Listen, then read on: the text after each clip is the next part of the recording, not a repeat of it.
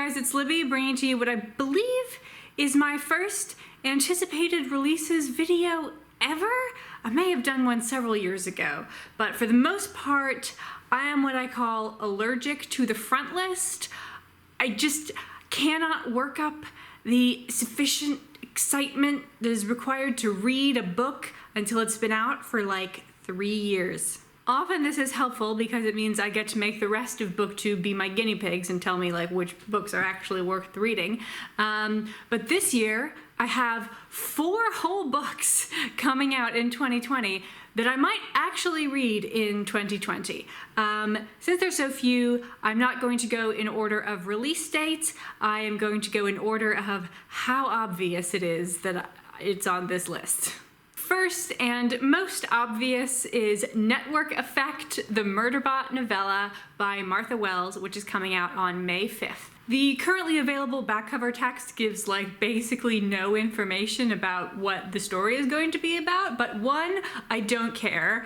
2, I have some pretty strong theories about what I think is going to happen in this novel, and like, I kind of don't want to explain them because I'm so convinced that it's what's going to happen that I don't want to spoil it for other people. Maybe I am just being overly confident in my narrative abilities, but okay, I'm gonna tell you what I think is gonna happen in this novella, or in this novel. I thought it was gonna happen in the 4th novella, but it didn't. And so, but by the time I was reading that novella, I was like, oh, there's a novel coming out. Okay, this is what the novel's gonna be about.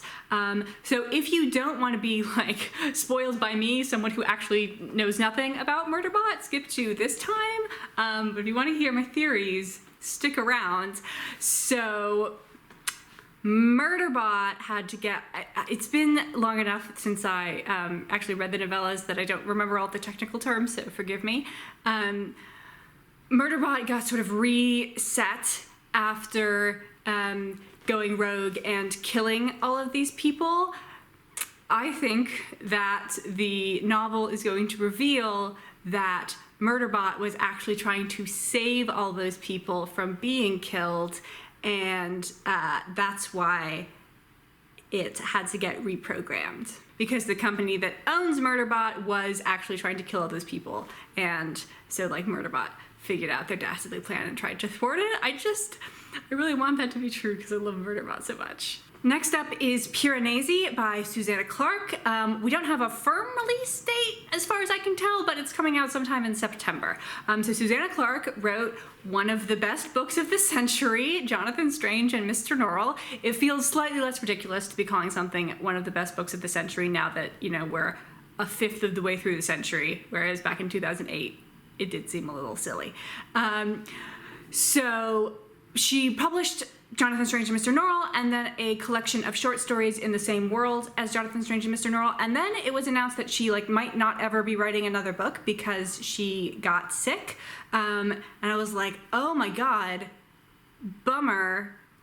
There will be no more adventures of her wonderful, fantastical variety. And then, out of nowhere, a couple months ago, it turns out she has another book and it's coming out in 2020. I am so excited. From what it looks like so far, it looks like Piranesi is a more fantastical book than Jonathan Strange and Mr. Norrell, which did have like magic and elves and other lands, but was very much grounded in the historical world of the Napoleonic Wars.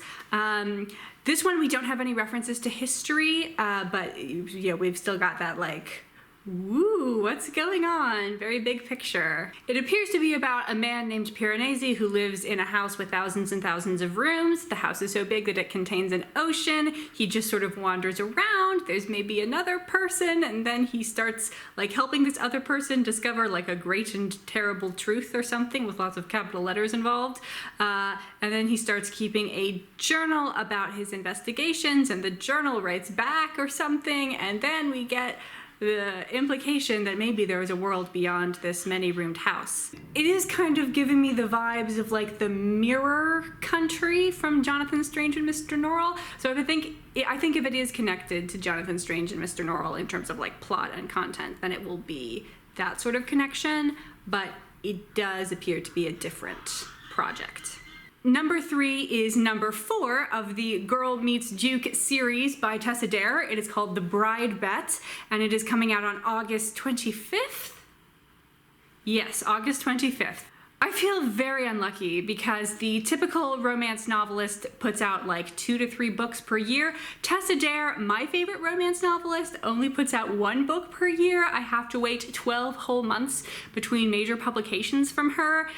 It is the worst. I really enjoyed The Duchess Deal, which is the first novel in this series. Books 2 and 3 I thought were fine, but I'm really holding out hope that Bride Bet will be excellent. We have a very short teaser synopsis which says, 10 years ago, Mikhaila and the Duke wanted nothing to do with each other, and that's exactly why they got engaged.